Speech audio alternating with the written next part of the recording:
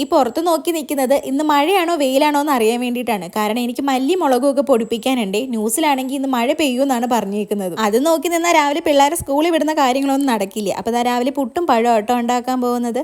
പുട്ടിൻ്റെ പൊടിയൊക്കെ നനച്ച് വെച്ച ശേഷം നേന്ത്രപ്പഴമാണ്, അത് ഞാൻ പുഴുങ്ങാൻ വേണ്ടി വെക്കാൻ പോവാണേ. അപ്പോൾ പഴമൊക്കെ നന്നായിട്ട് വെന്ത് കിട്ടിയിട്ടുണ്ട്. ഇനി പുട്ടുണ്ടാക്കാൻ വേണ്ടി പോവുകയാണേ. ഈ സാധനം ഇല്ലേ, ഇത് നമ്മൾ ഗ്യാസ് സ്റ്റൗവിൻ്റെ മേലെ വെച്ച് കഴിഞ്ഞാൽ സ്റ്റീൽ പാത്രങ്ങളും ചെറിയ പാത്രങ്ങളൊക്കെ വെച്ചാൽ സ്ലിപ്പ് ആവാറില്ല കേട്ടോ. ഇത് ഞാൻ എൻ്റെ വീട്ടിൽ പോയപ്പം അമ്മയുടെ അടുത്ത് അടിച്ചോണ്ട് വന്നതാണേ. അടിച്ചോണ്ട് വന്നൊന്ന് വെറുതെ പറഞ്ഞതാട്ടോ. അമ്മയ്ക്ക് വാങ്ങിച്ചപ്പം എനിക്ക് വാങ്ങി തന്നതാണ്. അങ്ങനെ പുട്ടുണ്ടാക്കിക്കൊണ്ടിരിക്കുമ്പോൾ ജിത്ത് വന്നിന്ന് എന്നോട് കുശലൊക്കെ പറഞ്ഞുകൊണ്ടിരിക്കുകയാണ് കേട്ടോ. അപ്പോൾ പുറത്തൊരു നായ വന്നേ. അത് കുറേ ദിവസം കൊണ്ട് ഇങ്ങനെ വയ്യാത്തൊരു നായയാണ് കേട്ടോ. അപ്പോൾ നമ്മൾ എന്നും എന്തെങ്കിലുമൊക്കെ ഭക്ഷണം കഴിക്കാൻ കൊടുക്കാറുണ്ട്. അപ്പോൾ ഞങ്ങൾ അതൊക്കെ കൊണ്ടുപോയി കൊടുത്തേ. അപ്പോഴേക്കും നമ്മുടെ പുട്ടൊക്കെ ആയിട്ടുണ്ട്. ഞാൻ ചിരട്ടപ്പുട്ടാട്ടോ ഇന്ന് ഉണ്ടാക്കിയത്. ഇതാകുമ്പോൾ വേഗം ഇങ്ങോട്ട് ഉണ്ടാക്കി എടുക്കാവേ. അപ്പോഴേക്കും നമ്മുടെ മക്കളൊക്കെ കുളിയൊക്കെ കഴിഞ്ഞ് വന്നിട്ടുണ്ടായിരുന്നു. അങ്ങനെ രണ്ടുപേർക്ക് പുട്ടും പഴമൊക്കെ എടുത്തു കൊടുത്തേ. അങ്ങനെ പിള്ളേരുടെ പുട്ടടിക്കൊക്കെ ശേഷം അച്ചുട്ട മുടിയൊക്കെ അങ്ങോട്ട് കെട്ടിക്കൊടുത്തേ.